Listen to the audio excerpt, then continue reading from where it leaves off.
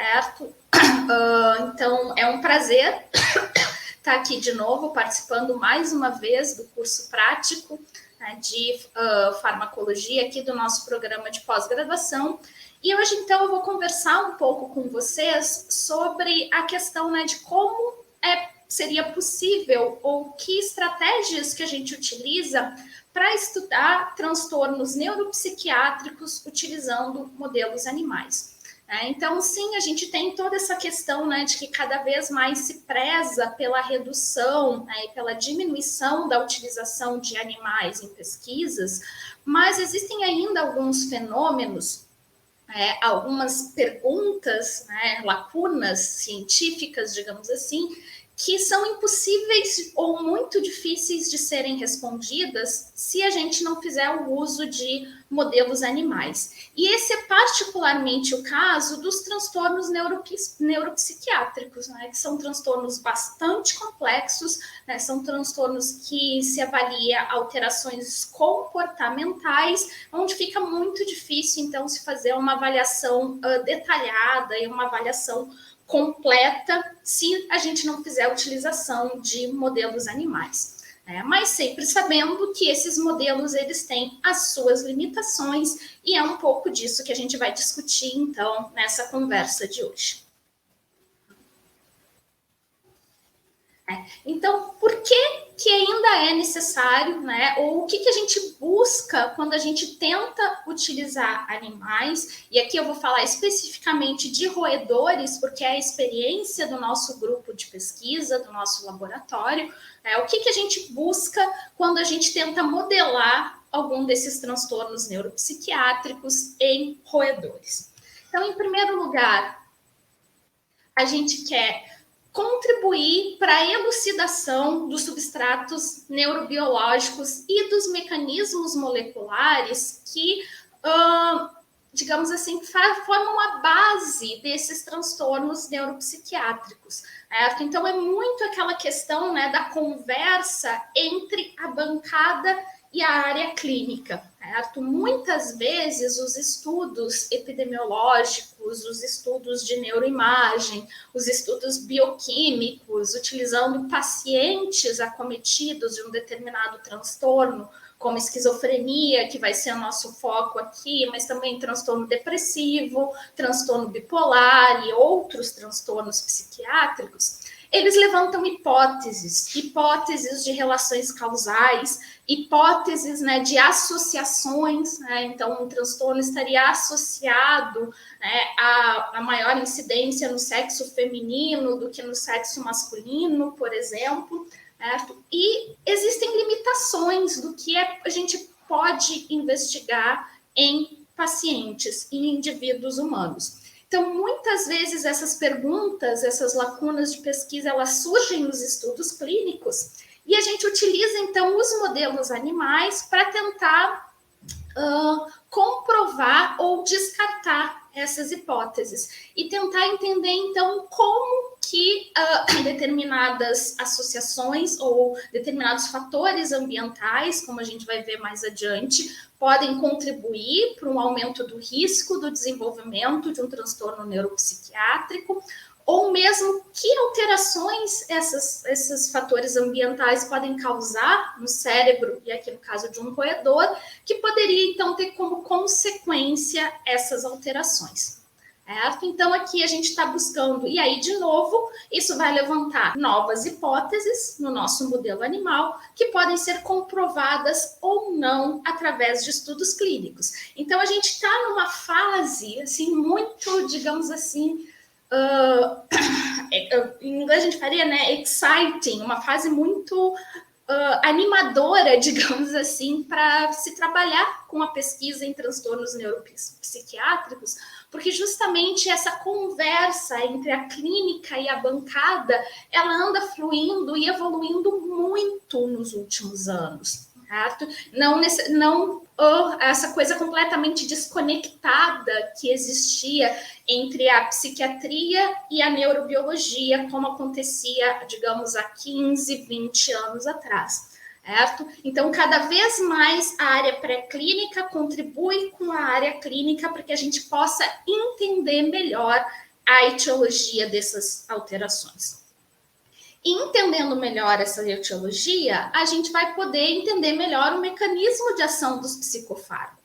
Certo? Então, muitos exemplos, né, de fármacos com ação no sistema nervoso central que a gente estuda nas aulas de farmacologia, a gente fica pensando, mas como um mecanismo de ação relativamente simples pode levar a uma alteração de comportamento, a uma alteração de humor, controlar um fenômeno complexo como uma alucinação auditiva, certo? E então a gente sai um pouco do nível molecular só e passa a estudar circuitos cerebrais, que é uma coisa que só é possível ser feita em animais, né, e não em cultura de células, por exemplo. Certo? Tentando entender quais são as regiões, as estruturas dos cérebros que estão envolvidas em cada uma dessas alterações, em cada uma desses substratos comportamentais em animais relacionados às alterações que a gente vê nos pacientes. E aí sim a gente começa a entender melhor o mecanismo de ação dos psicofármacos. Assim como compreender o mecanismo de ação dos psicofármacos já nos ajudou muito a elucidar a etiologia de muitos transtornos neuropsiquiátricos. Se a gente lembrar um pouco lá das disciplinas de neurofarmacologia, por exemplo, a hipótese dopaminérgica da esquizofrenia, ela surgiu do estudo do mecanismo de ação dos antipsicóticos. A hipótese monoaminérgica da depressão, ela também surgiu do estudo do mecanismo de ação dos primeiros antidepressivos. E a gente teria diversos outros exemplos. Então, mais uma vez, né, a importância do estudo pré-clínico, sempre conversando com a área clínica para que a gente possa avançar no conhecimento desses transtornos. E, por fim, tudo isso casado vai levar ao que eu acho que é a nossa missão mais nobre como farmacólogos, né, que seria buscar novos alvos terapêuticos, né? O porquê que a gente tem uma população de indivíduos que ainda não é atendida, que não responde aos fármacos atuais, e como que entender melhor o substrato ou a etiologia desses transtornos pode nos levar a identificar novas regiões do cérebro, novos receptores, novas proteínas para serem moduladas, que possam então levar ao desenvolvimento de novos fármacos com um mecanismo de ação inovador. Certo? Então, para entender e para estudar toda essa complexidade, a gente ainda precisa dos modelos animais. Mas, ao mesmo tempo, né, a gente tem que ter bem claro que existem diferenças importantíssimas entre os animais e os pacientes, né? Quando a gente olha para dois transtornos que são muito estudados no nosso laboratório, que são foco, né, que são do nosso interesse, do nosso grupo de pesquisa, que é o transtorno depressivo maior e os transtornos do espectro da esquizofrenia ou transtornos do espectro psicótico, a gente vai identificar aqui diversas manifestações, diversos sintomas, que são de característica especificamente humana, certo? Que eu não tenho como reproduzir ou como modelar em animais. Por exemplo, humor deprimido. Certo? Eu nunca vou ter como saber se o meu animal ele está com humor deprimido ou não, certo? No caso dos transtornos do espectro psicótico, que são o alvo da nossa aula de hoje, por exemplo, delírios, alucinações, são coisas que eu não consigo avaliar num animal. Então, seria muito fácil, né, se a gente pudesse voltar àquela questão, né, do divã, né, colocar um animal no divã e fazer com esses animais uma avaliação muito similar com eles ao que é feito com os pacientes, o que é feito com os seres humanos. Mas a gente não tem como, para diversas alterações que são observadas nessas doenças neuropsiquiátricas.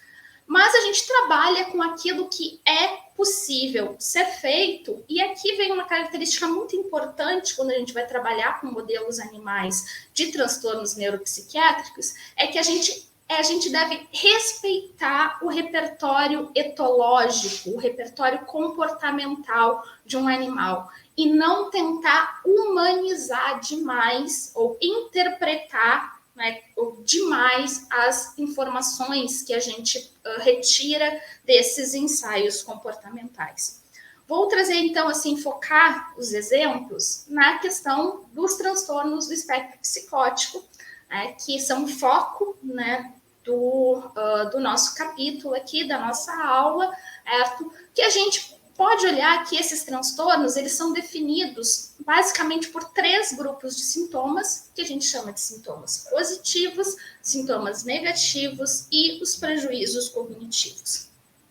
Dentro dos sintomas positivos, como eu já comentei com vocês, existem algumas alterações que a gente não tem como avaliar em animais, como, por exemplo, os delírios e as alucinações, certo?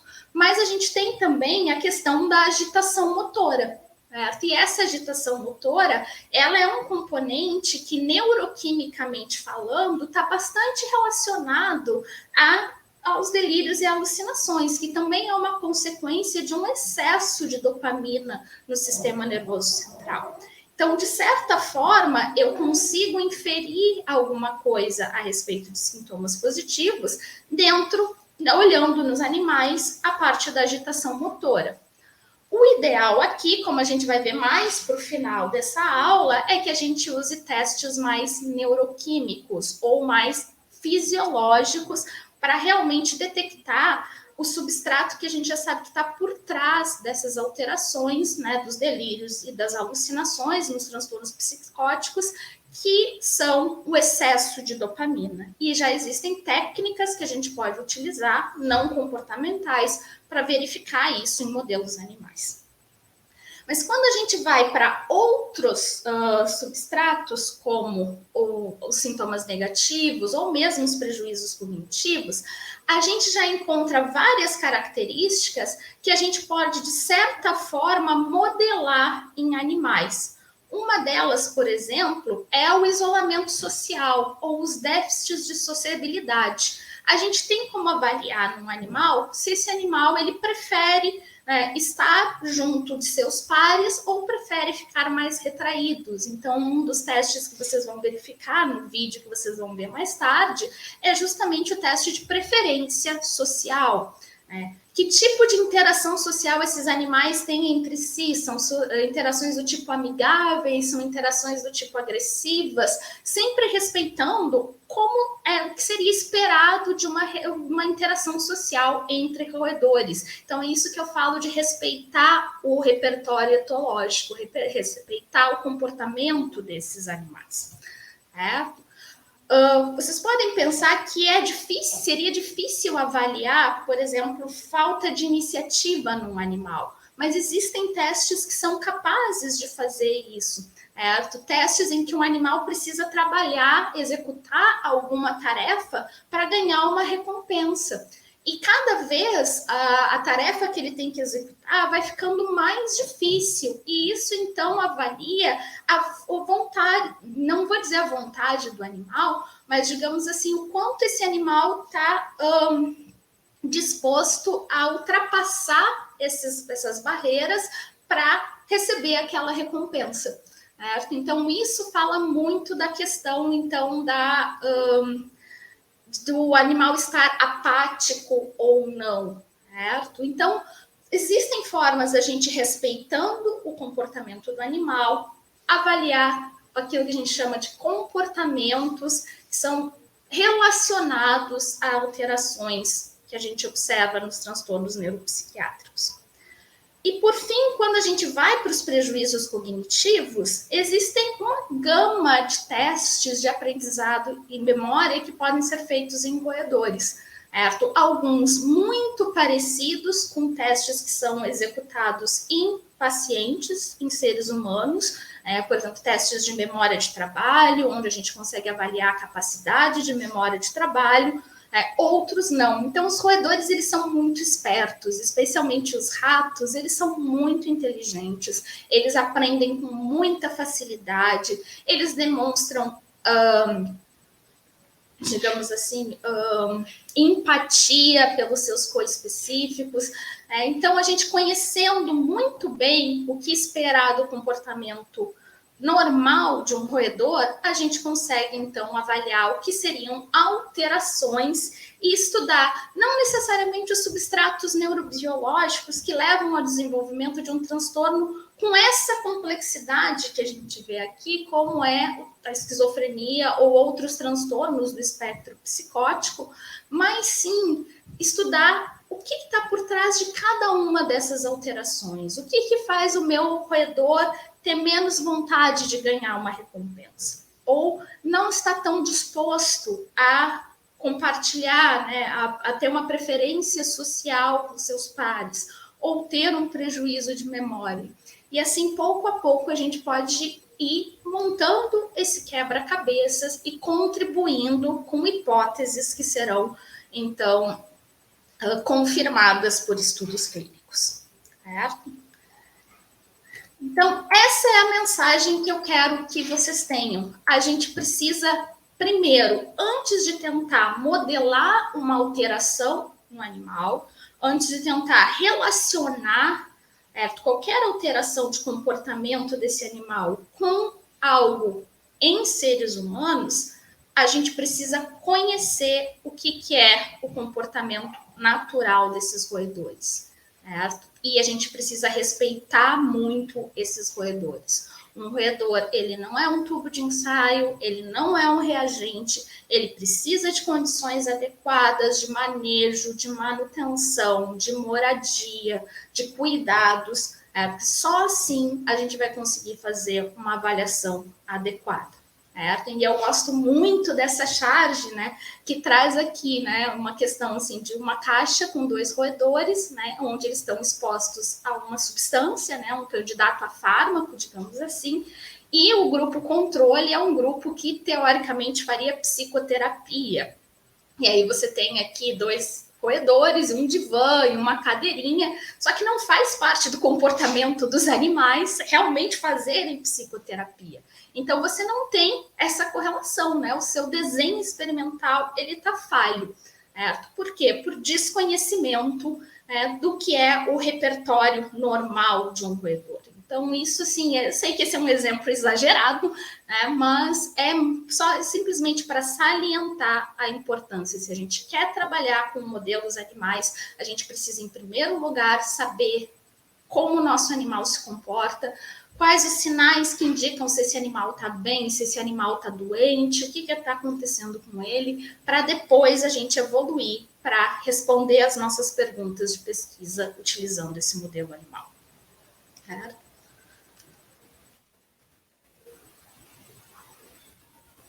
Mas, enfim, eu mostrei para vocês que os transtornos neuropsiquiátricos, como os transtornos do espectro psicótico, são extremamente complexos. E eu tenho uma pergunta de pesquisa, eu quero encontrar um novo alvo terapêutico, ou eu quero testar uma série de novos candidatos a fármacos para tratar esse transtorno. Como eu vou saber que eu estou escolhendo o melhor modelo animal? Que critérios que são utilizados para avaliar a qualidade desses modelos animais? E aí, para isso, a gente tem uma série de critérios de validação de modelos animais que foram propostos, desculpa, gente, lá na década de 1960, que ainda são utilizados até os dias de hoje, mas que têm sido aprimorados e atualizados ao longo das décadas. Tá? Mas o que se espera é que minimamente um modelo animal de transtorno neuropsiquiátrico ele apresente 3 tipos de validades. Né? Uma que a gente chama de validade preditiva, segunda é a validade de face e a terceira é a validade de construto. E o que eu posso dizer para vocês é que muitos modelos apresentam validade preditiva e a validade de face. E já a validade de construto, digamos que é um grau acima, que é muito mais difícil de ser atingido. Certo? E atualmente ainda se fala cada vez mais em validade translacional, né? O quanto a gente consegue realmente reproduzir o que se vê no modelo animal, encontrar o que se vê no modelo animal em pacientes, certo? Mas esse é um degrau acima. Começando então com uma validade validade preditiva, que seria a mais simples dela, ela tenta responder a seguinte pergunta: o modelo animal que eu estou utilizando, ele responde aos tratamentos farmacológicos que já existem? Ou seja, eu induzo uma alteração no meu animal que eu acho que está relacionada com um transtorno do espectro psicótico e vou tentar então reverter essa alteração com os antipsicóticos atualmente utilizados na clínica, como, por exemplo, haloperidol ou clozapina, que são os protótipos de antipsicóticos de primeira e segunda geração. Esse modelo, ele responde a esses fármacos? Se a minha resposta for sim, eu vou dizer que esse modelo ele tem validade preditiva. Se a minha resposta for não, eu vou dizer que esse modelo não tem validade preditiva para os fármacos atualmente utilizados pelos pacientes.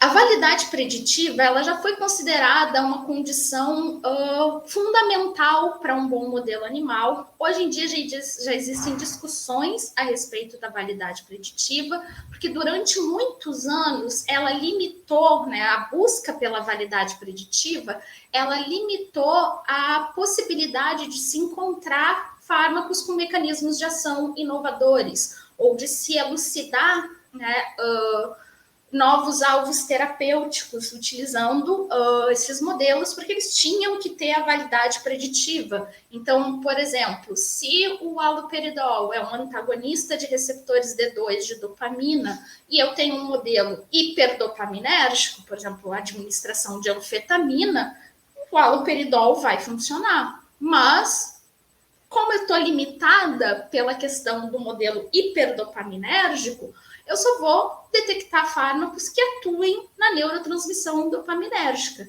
Eu vou ficar limitada quanto à minha possibilidade de inovar. Certo? Então, alguns modelos animais, eles já não têm uma validade preditiva tão clara, mas eles vão mais a fundo nos outros graus de validação, como, por exemplo, a validade de face, que é quando a gente busca um modelo que reproduza sinais ou alterações relacionadas aos sintomas do transtorno, certo? Esse é um grau de validade que é atingido também pela maioria dos modelos, porque como vai ser o foco do vídeo que vocês vão assistir, a gente caracteriza muitos modelos animais pelas alterações comportamentais. E aí, então, a gente busca, né, modelos que causem aquelas alterações. A questão é, de novo, a gente está tratando de transtornos extremamente complexos, com uma gama de sintomas extremamente ampla.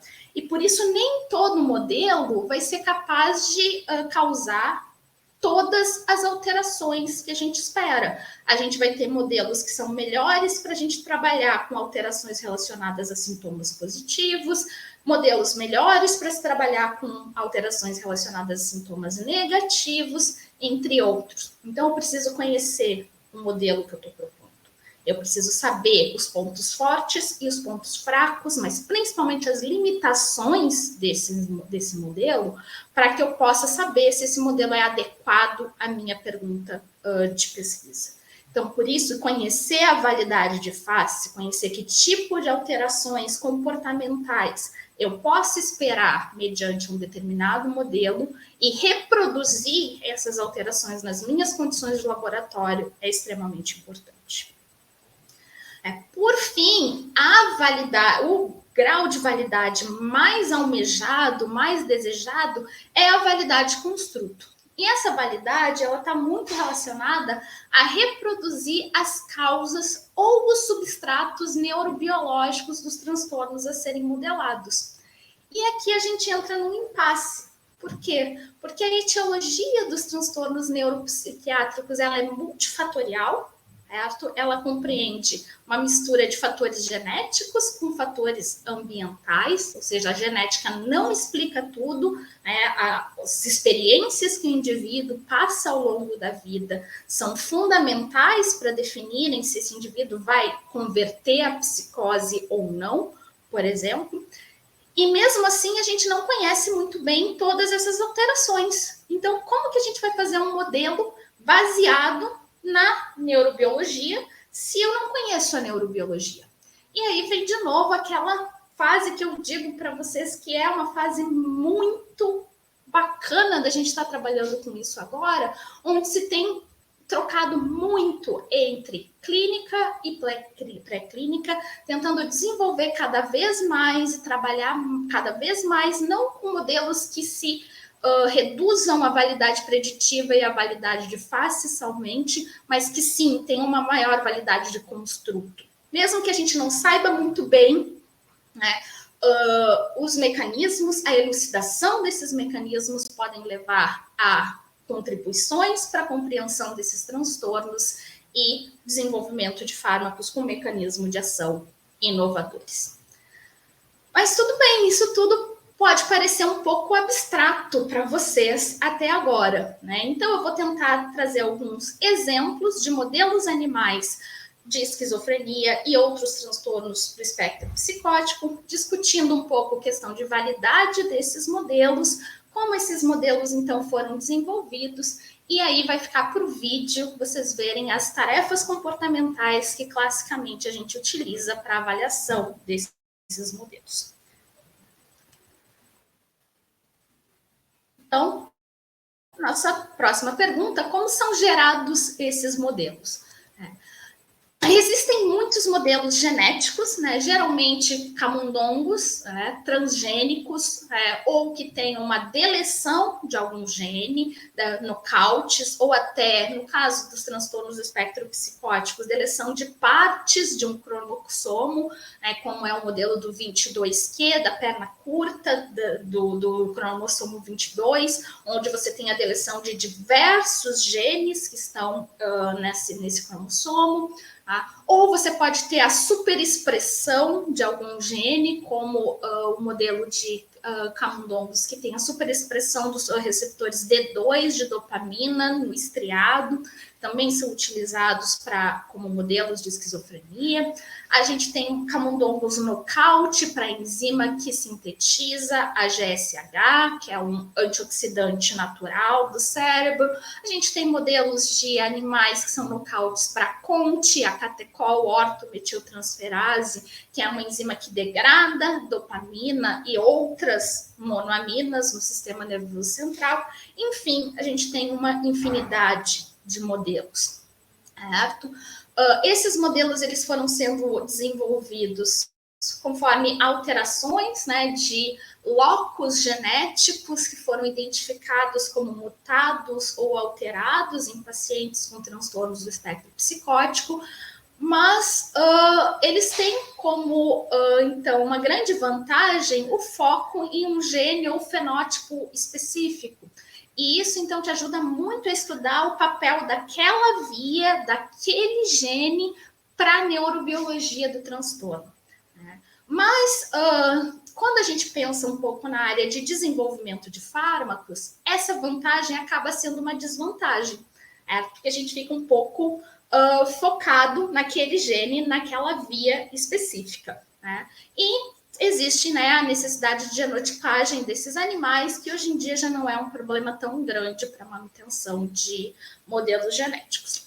A grande limitação, ao meu ver, desses modelos é que nenhum transtorno do espectro psicótico é explicado pela alteração de um único gene, mas sim de diversos genes. Mais de 200 genes já foram identificados como envolvidos no risco de desenvolvimento de psicose. Então, realmente, esses modelos eles têm uma utilidade bastante importante na elucidação do papel de cada um desses genes, mas um pouco mais limitada quando a gente pensa em desenvolvimento de fármacos.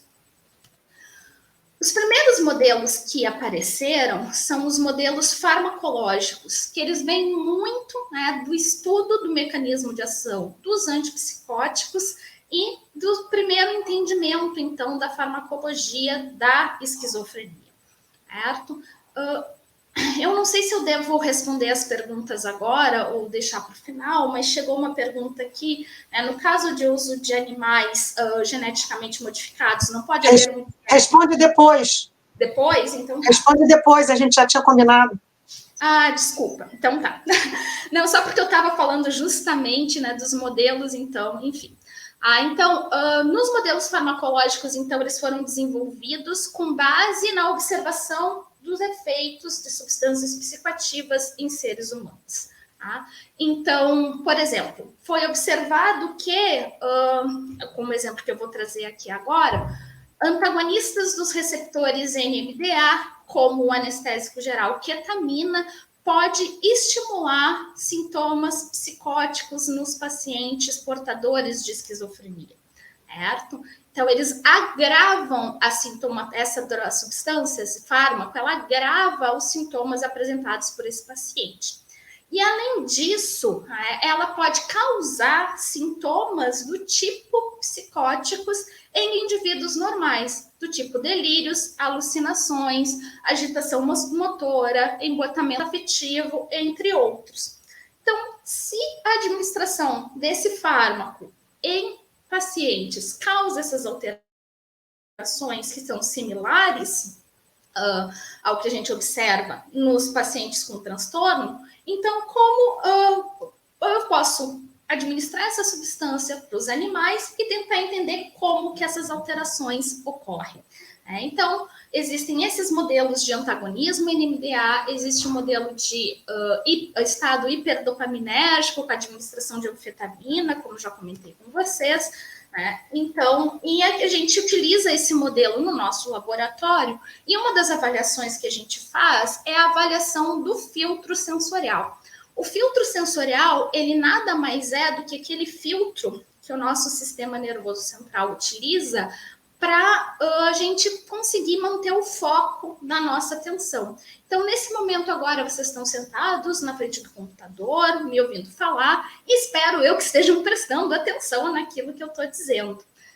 Mas, ao mesmo tempo, por exemplo, aqui, eu tenho o meu vizinho está tocando saxofone, volta e meia tem alguma coisa passando aqui, meu cérebro, o meu sistema sensorial está sendo invadido, bombardeado por informações sensoriais o tempo todo. Mas eu tenho que focar, ou seja, eu tenho que filtrar quais informações são salientes e quais informações não são salientes. E quem faz isso é um conjunto de estruturas no nosso sistema nervoso central que compõem o filtro sensorial. E uma forma de se avaliar esse filtro sensorial em roedores é através do teste de inibição do reflexo de sobressalto por prepulso. Esse teste, ele se baseia na exposição do animal ou mesmo do indivíduo humano, que também pode ser utilizado exatamente o mesmo teste, certo? A um estímulo intenso, então um ruído sonoro bastante alto, uma intensidade de 100, 110, 120 decibéis. Nesse momento, o que vai acontecer? A gente vai tomar um susto e ter uma contração muscular, que é o que a gente chama, nos roedores, de reflexo de sobressalto. Em seres humanos, isso também é visto, mas através da contração do músculo orbicular, que é esse músculo que fica aqui ao redor do olho. Certo? Então, exatamente aquilo que a gente mede nos animais também é medido nos pacientes. Tá? Para eu saber, e como que eu uso isso para verificar a integridade do meu filtro sensorial? Se esse estímulo intenso for precedido de um pré-pulso, ou seja, de um estímulo de menor intensidade, a minha resposta de sobressalto vai ser atenuada, porque veio um aviso, tipo, vai chegar um pulso mais intenso. E isso, então, faz com que a resposta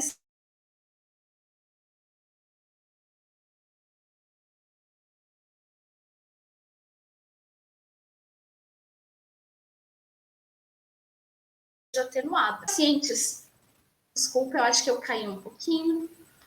Os pacientes com transtorno do espectro psicótico, eles não têm esse filtro sensorial funcionando 100%. Tanto que se você conversa com os pacientes, eles falam que, tipo, passa tudo, você não consegue, né? Eles estão sendo o tempo todo bombardeados por informações. E como que a gente verifica isso nesse teste? Quando esses indivíduos, ou no caso os nossos animais, foram expostos a um pré-pulso seguido do pulso, a resposta ela vai ter exatamente a mesma intensidade do que quando eles são expostos ao pulso sozinho, sem aquele aviso. Isso indica o quê? Que existe um prejuízo na filtragem das informações sensoriais, certo?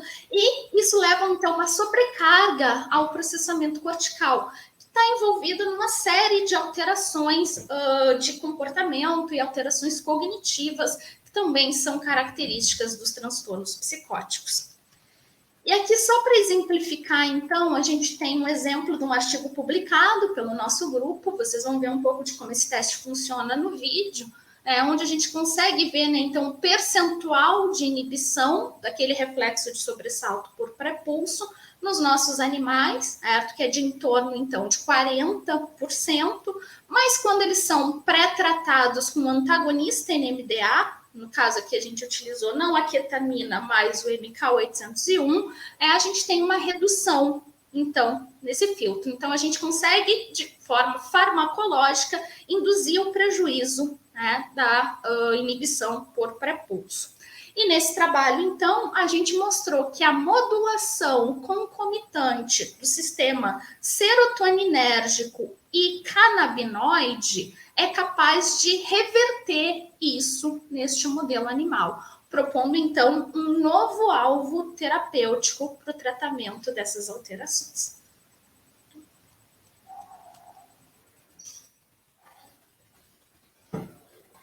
Além dos modelos farmacológicos, a gente tem também os modelos que levam em consideração os fatores ambientais. E aí vem aquela dicotomia que eu já comentei com vocês, né, que os transtornos neuropsiquiátricos, eles são multifatoriais. A gente tem a suscetibilidade genética, mas a gente tem uma série de insultos ambientais, às quais os indivíduos podem ser expostos ao longo da sua vida, e no caso dos transtornos dos transtornos psicóticos, a gente está falando de transtornos do neurodesenvolvimento, então, desde a fase pré-natal até a adolescência, são considerados períodos críticos para exposições a esses insultos ambientais, e a gente pode utilizar, então, esses modelos para entender melhor, né, o papel de cada um desses insultos ambientais para a etiologia desses transtornos.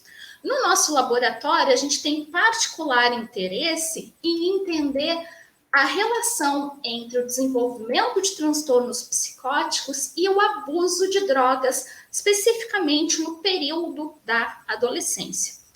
Então, diversos trabalhos já demonstraram que a exposição a drogas no período da adolescência em alta quantidade, né, tanto nicotina com cigarros de tabaco, quanto e especialmente cigarros de maconha, estão associadas a maior risco de desenvolvimento de transtornos do espectro psicótico. Por exemplo, utilização de altas quantidades de maconha, sabe? Formulações contendo cannabis com alto teor de THC no período da adolescência pode aumentar em até 6 vezes o risco de conversão à psicose. E um outro dado bastante interessante é que indivíduos com transtorno psicótico, ou mesmo indivíduos no que a gente chama de período prodrômico, com sintomas atenuados, mas que ainda não tiveram o primeiro episódio psicótico, eles têm uma alta tendência ao abuso de cigarros de nicotina. Mas o que é mais interessante é que muitos desses indivíduos fazem uso das duas substâncias ao mesmo tempo. Quando a gente olha para a população em geral, cerca de 2,5% das pessoas que fazem utilização de cigarros de tabaco também tem transtorno de abuso de cannabis. Mas quando a gente vai para os indivíduos que fazem uso de cannabis, 20% deles também são dependentes da nicotina. Então, existe uma coutilização bastante expressiva na nossa população, e esses números são ainda maiores em pacientes com transtornos neuropsiquiátricos. Mas existem muito poucos estudos em modelos animais tentando entender o que acontece nesse sistema nervoso central em desenvolvimento quando um animal é exposto a altas concentrações dessas substâncias num período de intensa plasticidade cerebral, como é o período da adolescência. Então, no nosso laboratório, a gente vem desenvolvendo algumas linhas a respeito disso. Um dos testes que a gente faz para avaliar, digamos assim, a cognição dos animais é o teste de reconhecimento de objeto novo, onde vocês vão ver no vídeo um pouquinho melhor como ele funciona, mas basicamente o animal ele é colocado numa sessão treino, onde ele vai ter a possibilidade de explorar dois objetos iguais, então ele vai adquirir, ele vai formar a memória desses objetos, e um intervalo de tempo depois, ele vai retornar ao mesmo ambiente, onde ele vai poder explorar um objeto idêntico ao objeto que ele já conhecia, que a gente chama de objeto familiar, e um objeto novo. Roedores são muito espertos, são muito curiosos. Qual a tendência deles? Passarem mais tempo explorando o objeto novo. Certo? E assim a gente consegue verificar se a memória de reconhecimento desses animais ela está intacta. A reconhecimento de objetos. Certo? Reconhecimento social são outras regiões do cérebro que estão envolvidas. Então, existem outros testes para isso. Então, no caso, a gente fez uma exposição desses animais durante o período da adolescência, que no caso de roedores é do dia pós-natal 28 até o dia pós-natal 47, 48. Isso inclui o período da puberdade. Certo? Há altas doses ou de nicotina ou de um canabinoide sintético, que eu vou chamar aqui de WIN, ou a ambas as drogas. E o que a gente conseguiu observar foi que os nossos animais controles que foram expostos durante a adolescência apenas ao veículo, eles têm a memória intacta, eles passam mais tempo explorando o objeto novo em detrimento do objeto familiar. Então, eles reconhecem, eles formam aquela memória e reconhecem o objeto familiar, preferem explorar o objeto novo. O mesmo acontece com os animais expostos à nicotina e com os animais expostos ao canabinoide sintético. Porém, aqueles animais que foram expostos às duas drogas concomitantemente não conseguem mais diferenciar entre os objetos. Então, apenas a exposição em conjunto a essas duas drogas levou a um prejuízo de memória de forma persistente nesses animais. E a gente está agora, então, estudando mecanismos por trás dessa alteração.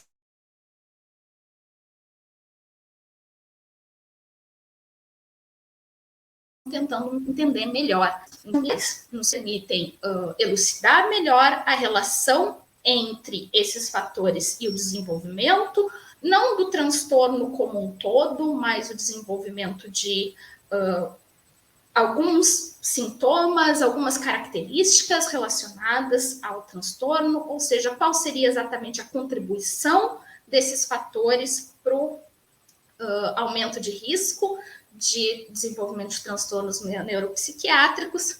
E estudando melhor esses mecanismos, a gente pode elucidar alvos farmacológicos inovadores. Então, eu particularmente acho que são modelos muito interessantes. Por fim, passou o slide. Desculpa. Por fim, a gente tem os modelos de lesão. Esses modelos, então, eles estão baseados, em destruição ou neurodegeneração de áreas específicas do sistema nervoso central. Para os transtornos do espectro psicótico, esses modelos eles não são tão comuns, eles são mais comuns para transtornos neurodegenerativos, certo? Mas eles têm como vantagem focar em algumas regiões do cérebro em específico. Por exemplo, já foi demonstrado que em pacientes com esquizofrenia e outros transtornos do espectro psicótico, existe uma alteração no volume do hipocampo anterior, que é o hipocampo límbico, certo? Em seres humanos. E então muitos modelos animais focam em alterações desses animais, nesses modelos animais, né? Essa região do hipocampo para tentar entender melhor, né, como que alterações na estrutura hipocampal contribuem para o desenvolvimento de transtornos do espectro psicótico. Tá? Então, nesse sentido, então, durante o meu pós-doc, eu trabalhei com um modelo que tinha mais ou menos esse perfil. Era um modelo de exposição ao MAM, ao acetato de metilazoximetanol, durante o período gestacional, mais especificamente no dia gestacional 17. E por que esse dia? Porque é um dia que é chave, né, para maturação, tá, para o desenvolvimento do hipocampo nos filhotes, certo? Então, esse é um dia-chave para indução de prejuízos, né, nessa estrutura em específico do sistema nervoso central.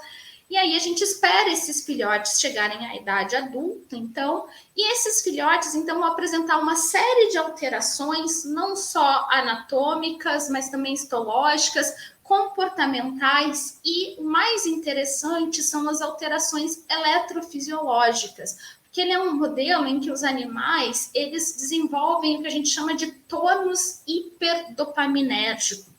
E por que esse tônus hiperdopaminérgico ele é tão importante? Porque eu comentei que não tem como ver delírios e alucinações em animais, mas com a evolução dos estudos de neuroimagem, já foi demonstrado que existe sim um aumento da função dopaminérgica no estriado associativo de indivíduos com transtornos psicóticos e que essas alterações elas estão diretamente correlacionadas com a gravidade dos delírios e das alucinações.